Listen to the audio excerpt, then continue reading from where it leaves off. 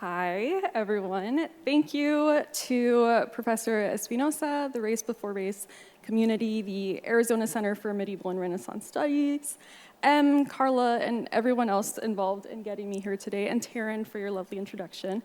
I also want to thank my co-panelists for sharing their words and hearts with us. I am really excited for the next presentations, and y'all are amazing. The symposium is one of my favorite events, and this is the first time that I'm attending it in person, so yay. I am also incredibly grateful that this event continues to remain free, hybrid, and open to the public. And thank you all for being here on a lovely Friday afternoon. The weather's absolutely amazing. I came from Iowa. It's currently -9, so thank you for getting me here. Quick introduction, I'm an English PhD candidate at the University of Iowa, and today I will be talking about the Old English life of St. Mary of Egypt, one of the earliest representations of a Black woman in early England. This work comes from a dissertation chapter as well as an article that I am currently revising for publication. Some ideas, thank you. Some ideas are more baked than others, I will say, so I would greatly appreciate hearing your thoughts and suggestions during the discussion portion. Okay. Using Mary of Egypt as an entry point, I am interested in exploring how scholarly practice can enable different affective engagements with the premodern archive. I have a roadmap of my talk. First, I walk us through the narrative and the scholarship on the saint. Then we will look at selected passages that I put into dialogue with critics such as Horton Spillers and Jennifer C. Nash to extend the scope of how to think, read, and write about Mary, thinking with and through two theories of representation, namely the production of the flesh and its affective potentiality. I consider two routes for reading the racial gender logics in the life of St. Mary of Egypt. Black feminism is not only crucial to analyses of power difference and subjugation in medieval studies, but as I hope we can reflect together in our discussion, to practicing love across archives, temporalities, and communities. Is this it? Oh, thank you. If you have not read this text, I highly recommend it. Like many holy biographies, it is absolutely fascinating. It is a coming-of-age story that features a sexual awakening. There's the quarter-life crisis of a 29-year-old, which some of us might have experienced as recently as last year. There is levitation and spiritual transformation. And I am drafting emails and crossing my fingers that A24 will consider an adaptation, maybe even a mini-series on the medieval saints, because there's so much potential there. The life takes place in 5th century Egypt and begins with a penitent monk, Zosimus, on a quest for spiritual perfection. During a Lenten retreat in the Jordan desert, he longs for a glorious vision, preferably of a desert father who can teach him anything he does not already know. 26 days later, he comes across a mysterious figure, an aged woman with black skin and white hair. Clearly, she is not the desert father Zosimus expected to meet. However, he pursues her anyway in one of my favorite scenes, two elderly individuals just running across the desert sands, chasing each other. Eventually, the woman slows down and explains who she is, a sinner on a penitential journey. She recounts her story and reveals a life of sensual excess. Born in Egypt, we learn, she abandoned her family at the age of 12 and moved to Alexandria, where she experienced a sexual awakening. For the next 17 years, she was devoted to her insatiable sexual desires. One day, she traveled to Jerusalem to seduce pilgrims on that sea voyage. When she followed them to the church, right? You gotta read it. When she followed them to the Church of the Holy Sepulchre, a supernatural force prevented her entry. In this moment of solitude, she saw an image of the Virgin Mary and vowed to change her ways. She forsook her sexuality and retreated to the desert, where she prayed, fasted, and battled her passions for over 40 years. This confession to Zosimus is proof of her spiritual transformation. The monk returns to the desert with the Holy Communion and agrees to meet her again the following year. However, he finds her dead. With the help of a lion, Zosimus buries the woman in the sand, and we learn that her name was Mary. Okay, I do want to talk a bit about the transmission history because it's extremely fascinating as well. The narrative appears in the 11th century collection Lives of Saints by Alfred of Ancient. The account draws on the 8th century Latin version by Paul the Deacon, who in turn translates the narrative from the 6th century Byzantine source attributed to Sempronius of Jerusalem. The Old English Life is actually one of 4 anonymous texts that were copied and added to the collection at a very late production stage. The other ones are The Legend of the Seven Sleepers, which is a time-traveling tale, as well as the lives of St. Eustace and Euphrosyne. I'm sure you have probably heard of Euphrosyne. And what's fascinating is that Alfred, in his preface, includes a plea that nothing more should be copied but from what he had initially intended. But some scribe or two decided, we're going to make an extra choir and include the story anyway.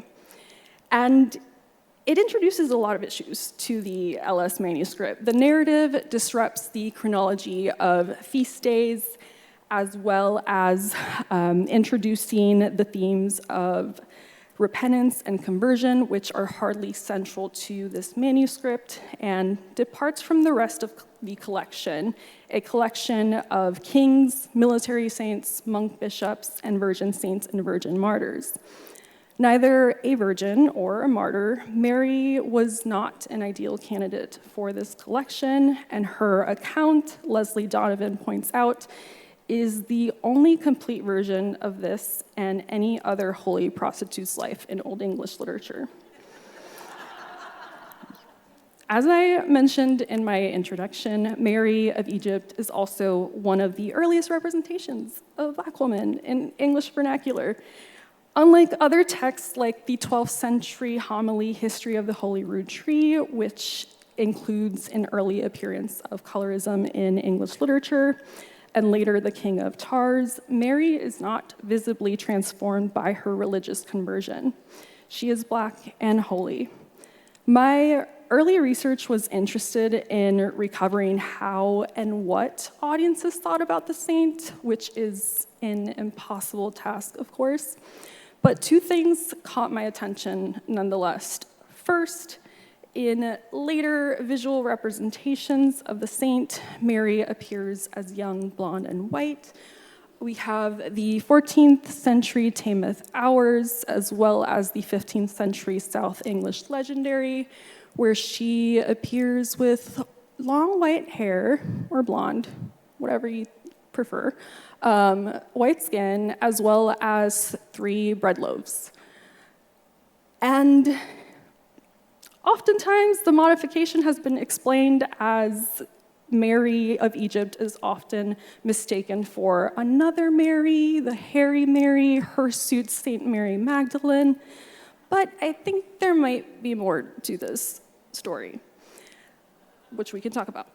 Second, her Blackness is also occluded in medieval scholarship. Few scholars acknowledge the saint's racial identity, and on those rare occasions where it is mentioned, Black skin is glossed as ugly and grotesque, a consequence of the extreme desert climate. For example, although the life does not mention what Mary looked like before her 40-year penitence, one scholar claims the desert sun rendered her complexion dry and swarthy, so that her, quote, once gorgeous body is now extremely unattractive, unquote.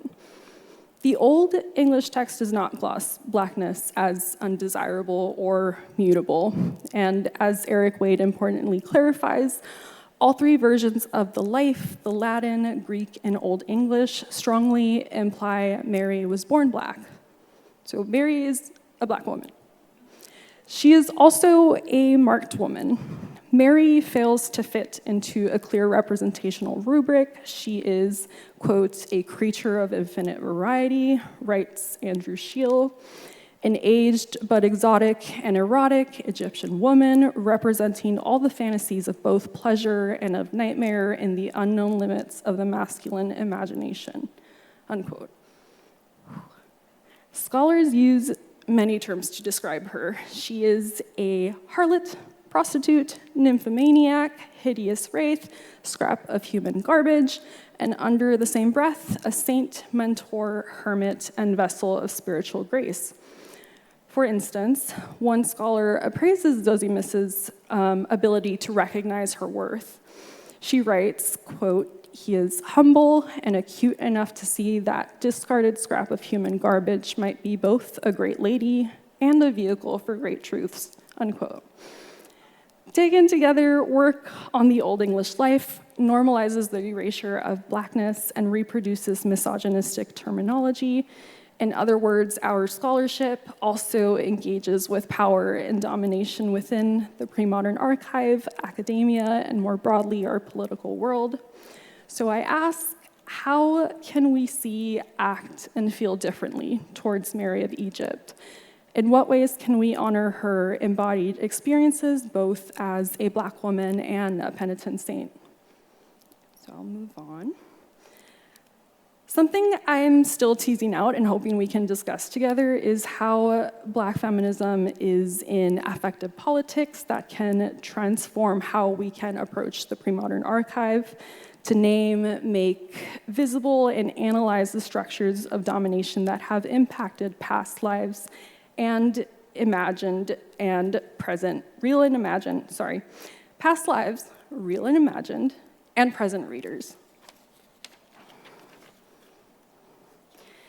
In my research, I am interested in witnessing and assessing the real and imagined presence of Black and brown women in the medieval English archive, which requires moving across histories of representation to better reflect on how religion, race, gender, class, and sexuality are entangled.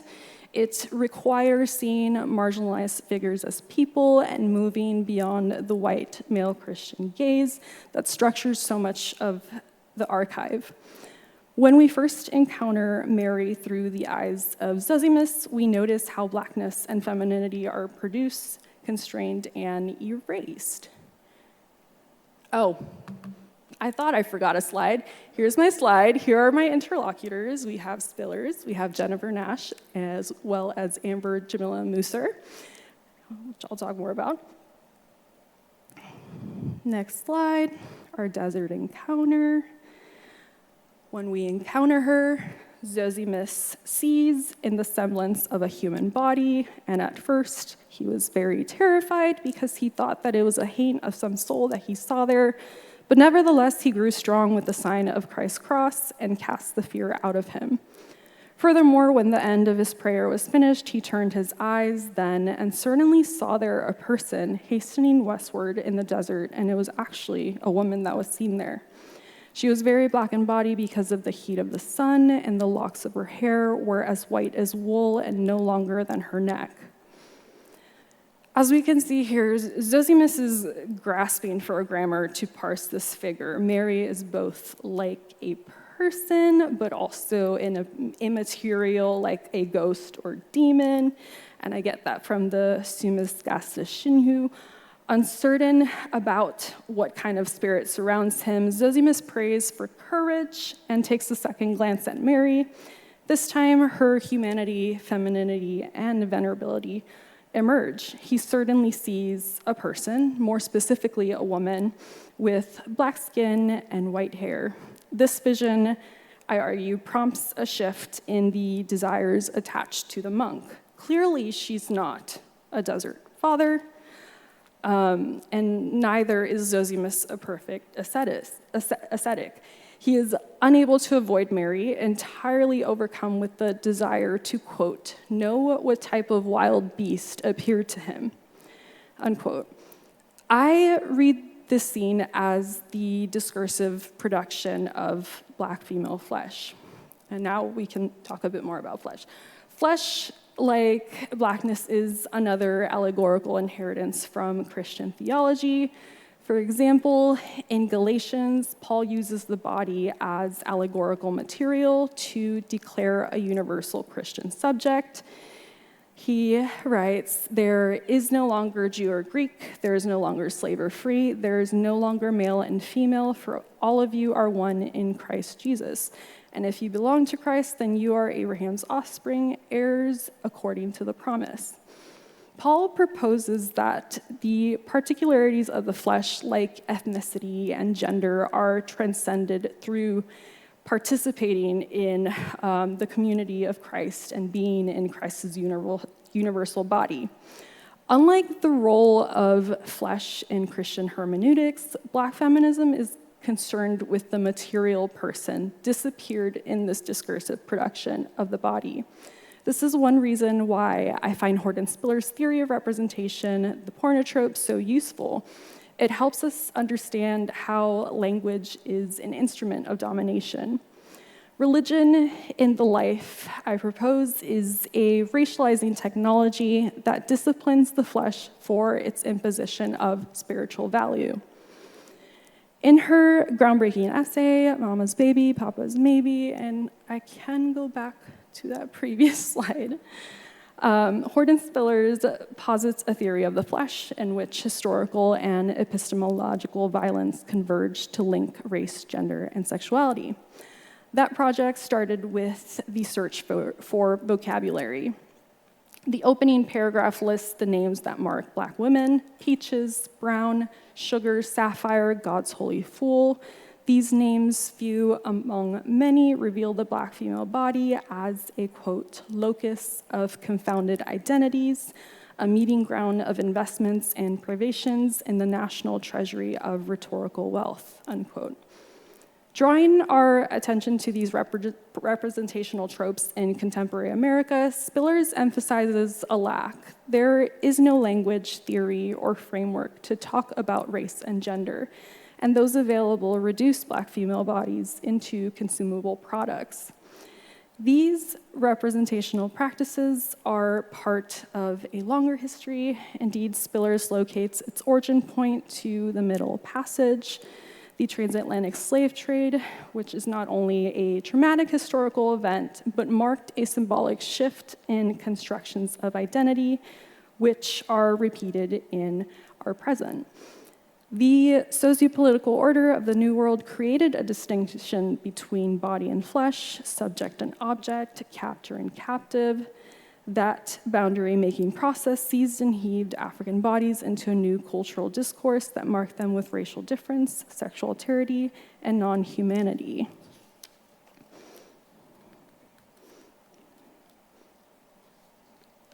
Trying to flip the page. My encounter with Mary of Egypt also moves beyond this racial sexual wounding of black flesh to consider other affective possibilities. What happens if we imagine black subjects as desirable / desirous / desiring? In the Black Body in Ecstasy, Reading Race, Reading Pornography, Jennifer C. Nash develops a reading practice that moves beyond representing black female flesh as an injured site. Racial iconography is a critical hermeneutic that, quote, shifts from a preoccupation with the injuries that racialized pornography engenders to an investigation of the ecstasy that racialized pornography can unleash, unquote. It would be remiss to not note that medieval hagiography is not like pornography. Just clarifying, but I do see some similarities in the representational fields and how there is the white male Christian who's the primary person who is doing the gazing.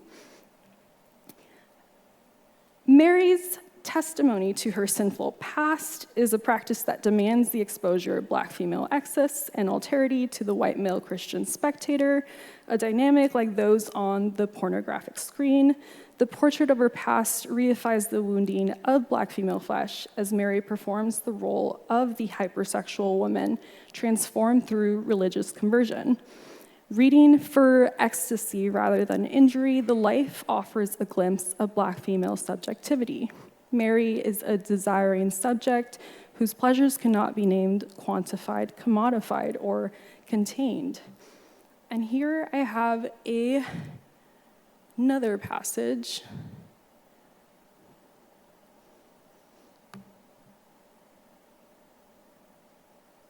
Here, Mary relates her story, how at the age of 12, she left her family and traveled to the city of Alexandria. And how I read this is that Mary is also very much engaging in the production of black female flesh during her confession. But she also experiences some pleasure as she's doing so. Here, I'll slow down a bit. Here's the passage. She tells Zosimus, "I did not lose my virginity for any man's reward, neither did I take anything from anyone who wanted to give me something, but I was so aroused with the hot-heartedness of desire that I did not seek payment so that more would come to me and I might more easily satisfy the depthfulness of my sexual desire." Unlike other female saints' lives, virginity has no currency in this narrative. Mary does not lose her virginity for any man's reward, but for her own pleasure. The devaluation of virginity in the life poses a problem, especially considering that this text is in a collection of saints' lives that has a clear preference for virginal and chaste female saints who protect their bodies from sexual threats. Instead, Mary is the sexual threat. Her desires are presented as excessive, and her pleasures are priceless.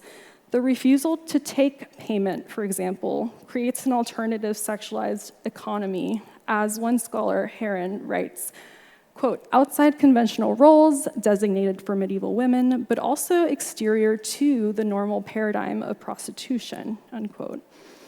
Moreover, these pleasures escape quantification, commodification, and containment in a closed sexualized economy where Mary is only indebted to herself. The Old English word shield is translated as guilt, sin, crime, fault, debt, or due. To read against the condemnation of black female flesh, I translate this word as debt and build on Heron's reading of the alternative sexualized economy in the narrative. Similarly, I translate forligeres, meaning adultery or fornication, as sexual desire. Mary's hypersexual, hyperbolic performance of blackness can show how race is a vehicle to claim her own pleasures. When she begins her confession, what's also interesting is that the labor of interpretation shifts from the monk to Mary. He is no longer doing the gazing. While Mary concedes her black female fleshiness, her speech also demands her legibility as a subject. The following scene illustrates Mary as both the spectator and the protagonist. After 17 years in Alexandria, one afternoon, Mary is moved as she watches people prepare for a pilgrimage to Jerusalem. She tells us, "Then I saw 10 young men standing together by the shore, abundant and suitable in bodies and in bearing, and I thought, perfectly fit to please the desire of my body. Then, shamelessly, I mingled between them as usual and said to them, 'Take me on your journey with you. I will not be unpleasant to you.' And soon I stirred them all to mocking laughter and wicked offenses with many foul and useless words. Here, the range of first-person verbs emphasizes the saint as a subject. I saw, I thought, I mingled, I said. Furthermore, Mary uses the subjunctive to command these young men to take her to Jerusalem with them. It is also important to note that Mary is drawing upon the racial fiction of the excess of Black female sexuality to invite these individuals to partake in her bodily pleasures. Using the language of abjection, Mary voices and acts upon her own longings shamelessly, proclaiming her body far from unpleasant. Whether these men find her pleasing or not is irrelevant. She finds them pleasing to her. Mary carefully assesses them as young, adequate, and pleasant for her sexual desires. And in a reversal of roles, Mary is the spectator and protagonist who objectifies the men she looks upon, a point emphasized again when she refers to her journey as a recruitment of muertena, fellow workers, for her erotic enjoyment. This encounter highlights how Mary performs racial sexual difference as an imaginative strategy, where she deploys the same foul and useless words to titillate and arouse both herself and others. Like the pornographic archive, medieval hagiography is also an unlikely source for Black female desires and pleasures. The representational economy of the life, the white male Christian gaze, insists on a reading of Black female sexuality as excessive, dangerous, and destructive, working imaginatively with medieval and Black feminist theoretical archives, as well as histories of race, extends the scope of thinking and representing medieval Black women, both real and imagined. Through Black ecstasy, we can create an imaginative space to uncover the buried, invisible, and fraught pleasures for Black subjects, which Jennifer Nash writes is particularly for Black female subjects to speak sex in as many tongues as possible, unquote. And this is the last part. The sacred possibility of imagining Mary as a Black woman and penitent saint was also crucial to one woman in colonial Brazil. Rosa Maria Egipciaca of Veracruz was a formerly enslaved writer and religious mystic who was the author of a Sagrada Theologia. Oh my God, I don't know Portuguese. I am so sorry. Teologia do Amor de Deus Luz Brilhante de Almas Peregrinas. Very long title. The oldest book written by a Black woman in the history of Brazil. Unfortunately, there's only 6 pages left. It was damaged by a fire, but it was 250 pages long. Rosa arrived in Brazil from West Africa in 1725 at the age of 6. When she was 14, she was sold to a family near Minas Gerais, a mining district where she was tasked to provide her own food and shelter through the only profession available to her, sex work. In 1748, she grew ill. She experienced facial swelling, stomach cramps, fainting fits, and visions.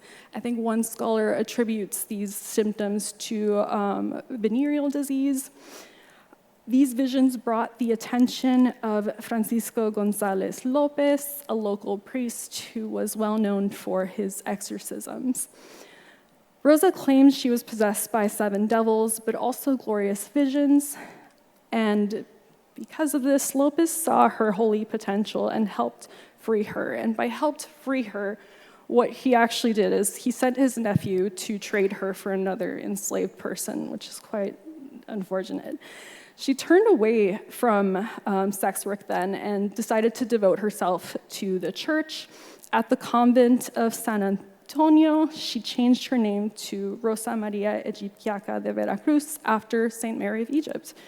Here, she was taught to read and write, and man, she loved to learn. She picked it up really quickly. Like I said, she wrote a 250-page book, and Only 6 pages remain, but still, it's an amazing feat.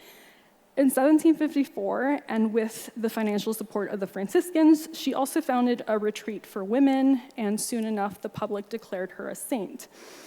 She also had very problematic visions. She claimed that the baby Jesus came to her every day to nurse from her, and that he would also comb her hair to express gratitude. She said she had died and resurrected. She said that God himself had given her the title of Mother Justice, and she would decide whether you were going to heaven or hell. She said she was married to the Holy Trinity and that she was the new Redeemer of the world. All of these things raised some red flags for the Portuguese Inquisition. They took interest in her, put her on trial. Lopez, the priest that had helped her out at first, blamed everything on Rosa, and he got banned from the priesthood and had to serve 5 years of something. Rosa, however, did not retract anything at all. Her final session was on June 4th, 1765, and that's where the record ends. There is no verdict either for her or against her, only possibilities. Thank you. And there we have the Inquisition document as well as the biography.